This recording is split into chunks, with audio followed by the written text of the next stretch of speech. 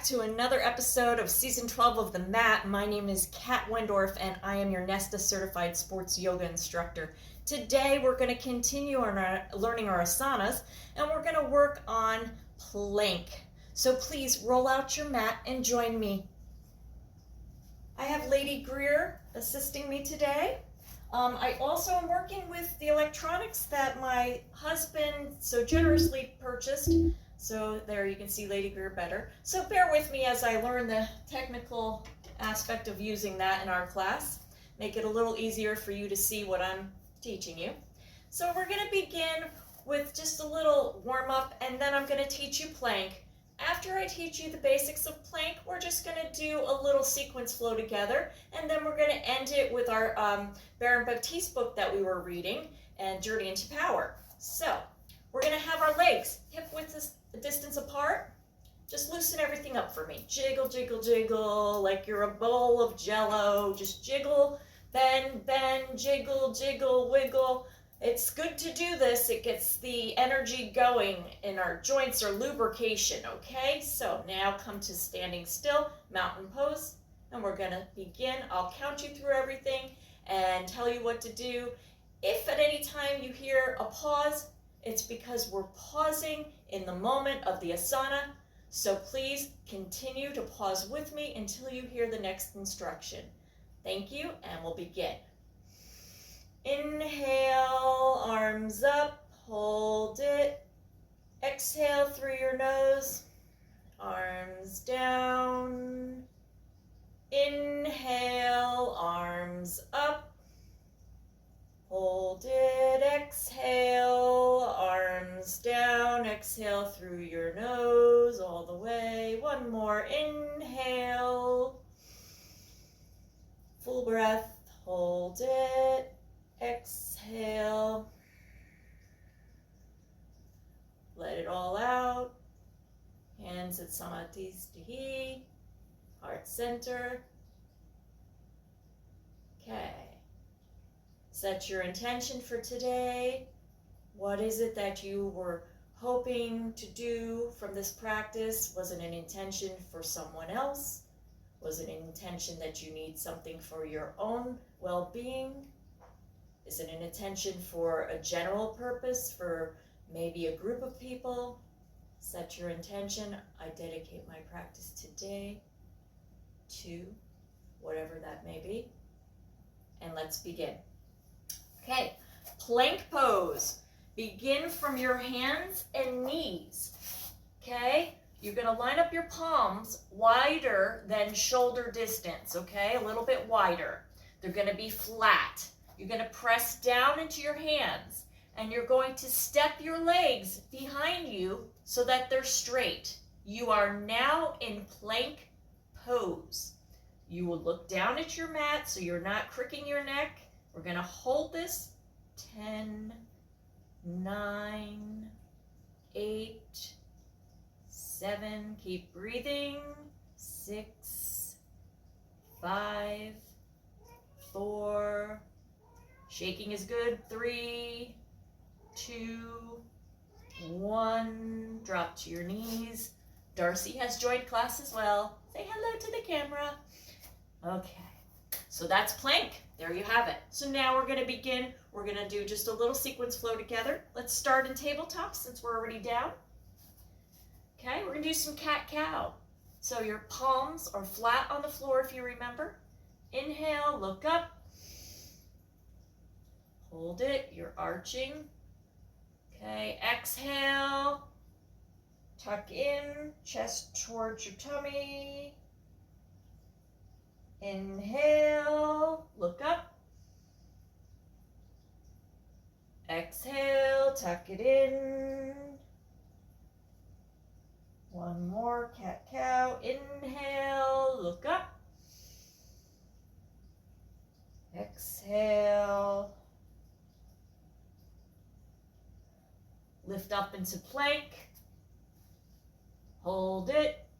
10, 9, 8, 7, 6, 5, keep breathing, 4, 3, keep a smile, 2, 1. Bring your right leg forward.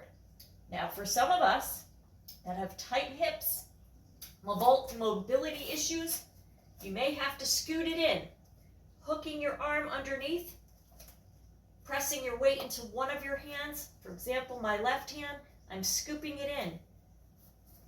As you get more advanced, if you don't have mobility issues, it won't be a problem. But for those of us that do, and there's a lot of us that do, scooch it in. Okay, hold it. 5. Keep breathing. 4, 3, 2, 1. Now listen carefully. I want you to push up. Lift that leg up, the back leg, your left leg. Hold it if you can. If you can't, go back down. 5, 4, 3, 2, 1. And bring that leg to meet the other leg. Forward fold. Hold it. 10, 9, 8. Keep breathing. 7, 6, 5, 4, 3, 2, 1. I want you to take your right leg back this time. Hold it. 5, 4, 3, 2, 1. Bring the right leg forward to meet the left. Forward fold. 10, 9, 8, 7, 6, 5. Keep breathing. 4, 3, 2, 1. Gently come up. Inhale. Hands to the heart center. Exhale. Inhale, arms up. Exhale it all out. Hands to the heart center. Hands to the third eye. Bow. Open your palms. Namaste. Very good. So now we're going to continue on our Baron Baptiste. We talked last time about the importance of a practice ongoing, whether you could dedicate 10 minutes, 20 minutes, 30 minutes, an hour, 90 minutes if you're super, super lucky. But the main thing was to come back to the mat repeatedly so that you can feel all of your work and the progress. Now we go forward. He talks about building healthy poses, the master principles of alignment. The pillars of power yoga, breath, heat, flow, drishti, give you the tools to create a graceful and strong practice that integrates the whole body and mind. You will use all of these foundations to build a healthy practice, and you specifically want your individual poses to be sound. The building blocks of safe poses are what I call the master principles of alignment. I'm all about safety. The master principles of alignment help with the how-to element of your practice. It's the what goes where, what rotates which way, which muscles and joints do what part.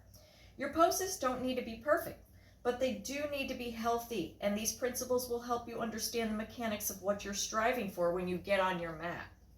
The master principles of alignment bring you back to your natural and ideal alignment, which over the course of your life, due to various stresses like the pull of gravity, have been thrown out of balance. By incorporating these principles into your practice, you will learn how to master the biomechanics of healthy movement. Eventually, you won't need to focus individually on these principles because they will become part of you and your unconscious competence. Just as in mastering a musical instrument, where you spend hours practicing scales and chords, over time they become second nature and just flow out of you naturally, creatively, and spontaneously. Principle 1, build your house on a rock. The New Testament says a foolish man builds his house on sand. If you build it on sand, it cannot withstand the weathers of life, hurricanes, storms. Even the slightest breeze could cause it to crumble. If you build your house on sand, it will wash away at the first sign of turmoil. The same is true for your body in yoga postures. Building your asanas on a rock means first creating a strong physical foundation. The foundation of almost every pose is the base, the part of your body that is rooted to the earth. Whatever is touching your mat is your foundation. In standing poses, your feet are the foundation. In inversions, the palms of your hands, your shoulders, your forearms, or the top of your head are the foundation. If you are lying on the mat, your back or belly is the foundation. Once you have a stable foundation, you can begin to work the rest of the pose from the ground up. If you build a pose on shaky footing, there's a good chance you will lose your balance and find the pose frustrating. If you take the time to get really secure and stable in your foundation, however, you set yourself up for success. Power in all the standing poses comes from the feet.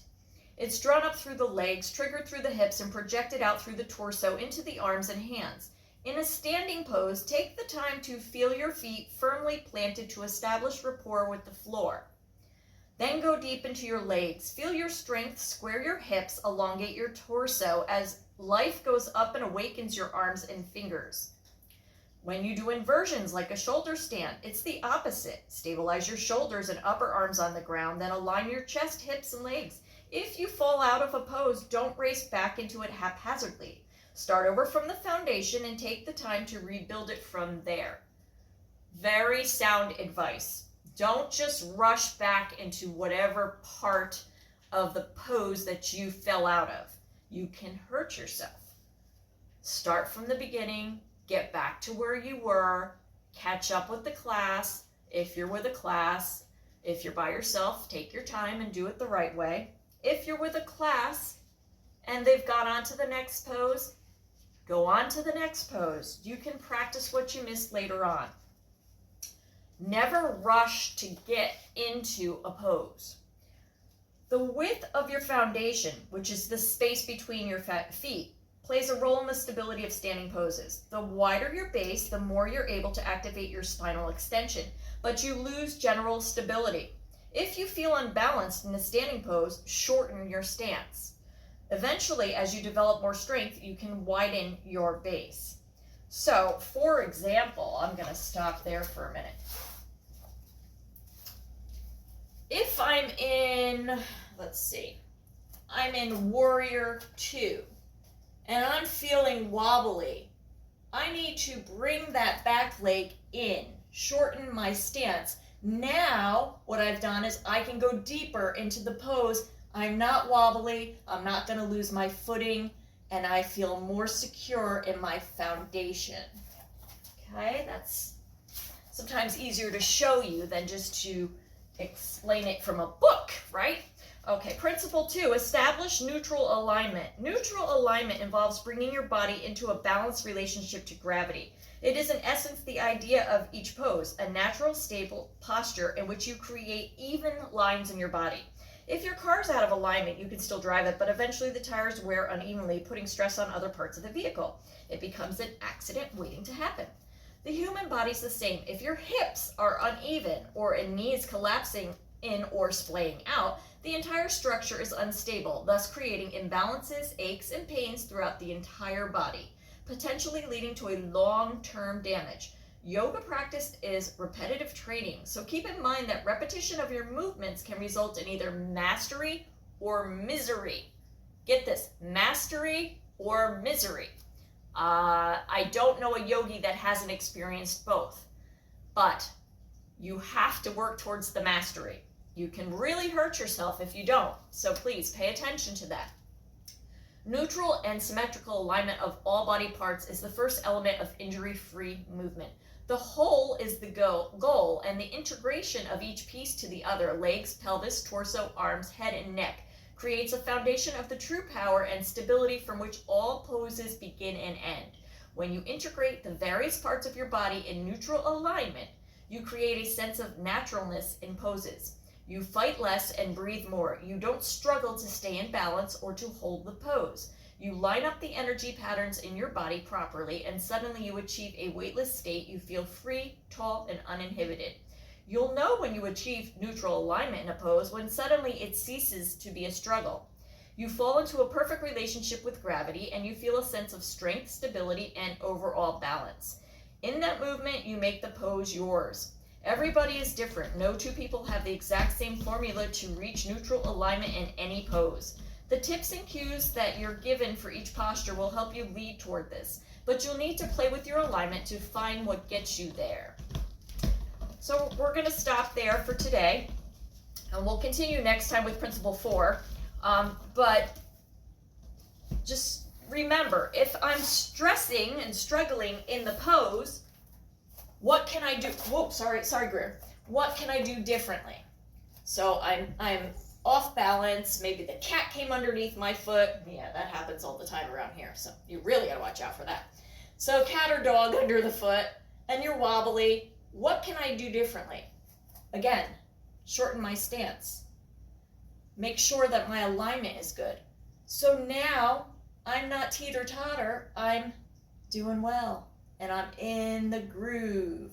So that's what we want to work towards. And take the cues from your instructor and work with them, and practice at home. If you're in a group class, take what you've struggled with and work on that at home.